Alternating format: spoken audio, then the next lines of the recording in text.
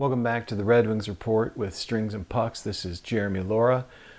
The NHL did a massive set of updates, and they were released through Pro Hockey Rumors yesterday. The timing is really interesting. We're just a couple weeks away from training camp. For Detroit, it's 2 weeks from tomorrow that they'll be hitting the ice in Traverse City. So there are a couple of changes that'll affect the league. Not as much the Red Wings at first, but there's a big one, and that's the one I want to take on first, is starting this year, the league is implementing no paper transactions to the AHL. For those of you who are avid hockey fans who watch the cap like crazy and who watch daily transactions, you know what a big deal this is, and we know how teams have used this in the past. What they would do is players who didn't have to go through waivers, if they were called up, they'd reassign them to the AHL, and those days off, they'd be recapturing more cap dollars because they're not on the books in the NHL, they're on the books on the AHL. So that's gone.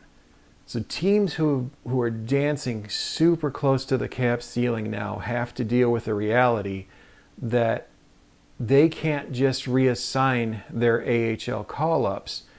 You have to keep them on the books, so you're not going to get that cap recapture, or you have to send them down and they have to play. So if you're on a road trip and you've got guys that you've called up and you want to waive them to get them back off the books, you can't, because they'd have to fly back and play in the AHL.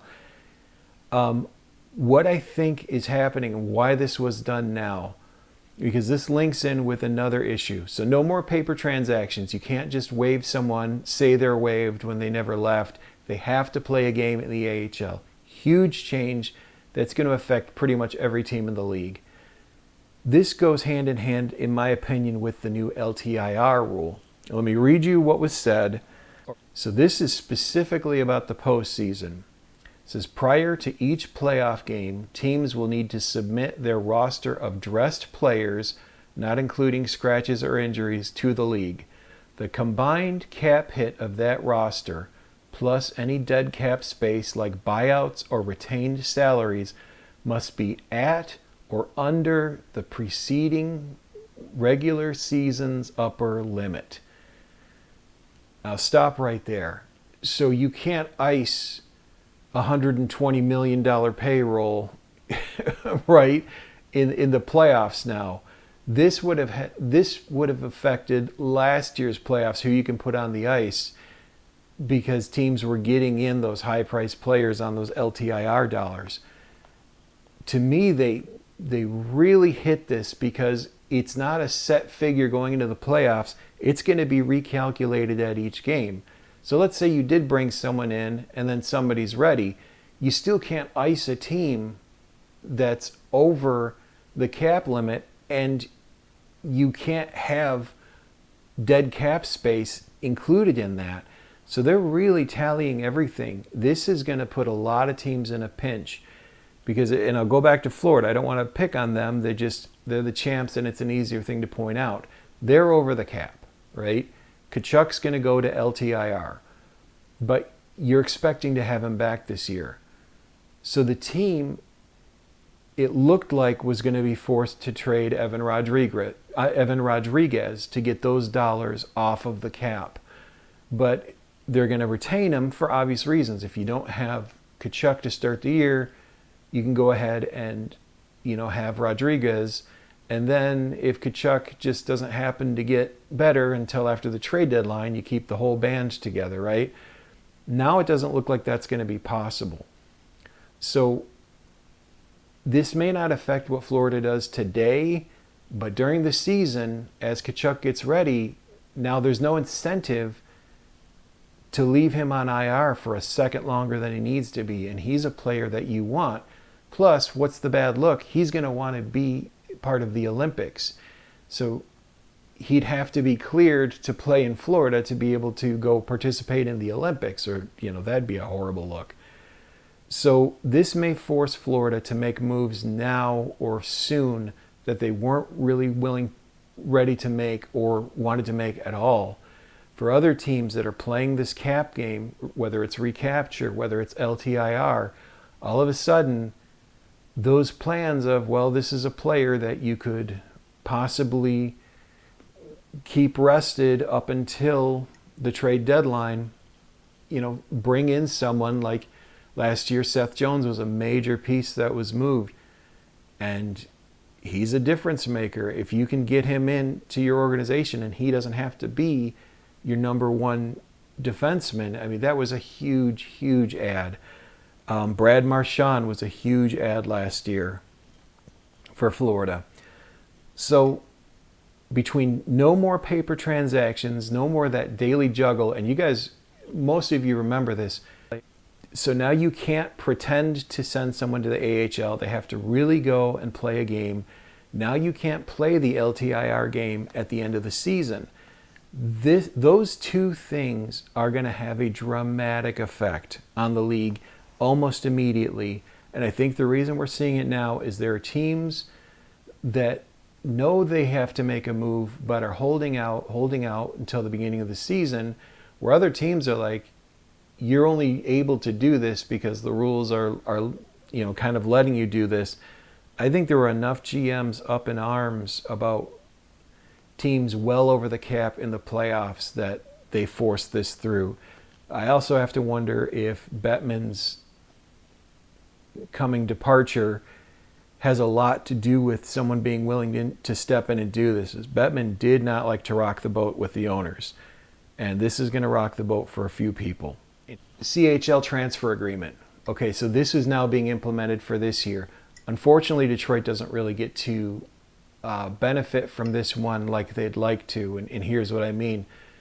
I clarified this last night, but the rules at this point look like someone would have to turn 19 by September to be able to qualify for this. So in Detroit's case, Brandon Nygaard already could have played in the AHL last year as an 18-year-old, so this wouldn't have mattered. This won't affect him.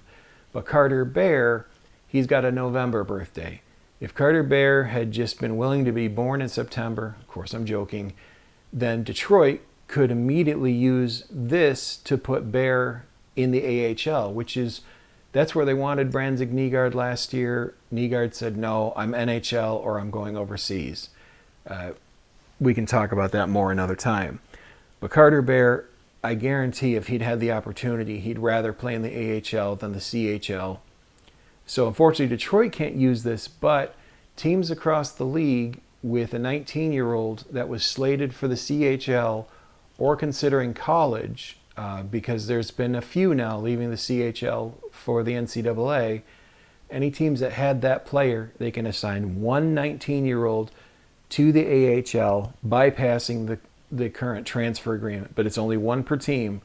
So Detroit unfortunately can't benefit from that with Carter Bear at this point, unless there's clarity added that even with a November birthday, he'd be able to go down. Good things coming. Maximum minor salary is now able to be raised. I'd done an entire video about this, about paying prospects more, because someone who's sent to the AHL and makes down there, sub 90,000, they can now make more in college than they can in the AHL. And so this is a really big move. You add their signing bonus to the mix, now players can make 200 plus K going to the AHL, and that should alleviate a lot of the financial duress between the NCAA and the AHL. So maximum minor salary is going up. This is a weird one. No player dress code. The only place I can see that this would have been brought up is there was a lot of peer pressure on young players to buy incredibly expensive clothes for game day. And some of those suits, you've seen them. You or I probably aren't buying a $10,000 suit, but players do, even $5,000, $6,000, $7,000 suit. Some of them get them for free, not all of them. So what I hope this translates into is players can have a really nice suit. It's just not a massively expensive suit. And, you can't be pressured into forcing someone to buy one or wear one. There was a story Sean Avery told in The Athletic years ago about his time, even with the Red Wings as a rookie, where the veterans would take you to a store. This was a store in Chicago. It was a jeans and t-shirt shop. There's no price tags on anything. Very high-end store. And you don't find out till the register that you bought jeans and a shirt in the 90s for $1,000. You get, they ring you up and, it's custom fit, it's great, whatever. But this was a type of hazing that was going on. I don't know how it translated into game day, but now you can't enforce the dress code. I hope they at least put a minimum standard. You still want players to treat the game with respect, but you don't want them forced to spend tens of thousands of dollars on a wardrobe, especially rookies. And then the last one that kind of was odd is players can now endorse alcohol. I joked with my friend Chris last night that Ryan Whitney probably called everyone he knows still in the league to endorse Pink Whitneys. I guess I wasn't really aware that players couldn't do alcohol at all while in the league, because alcohol is such a major sponsor, and so is gambling.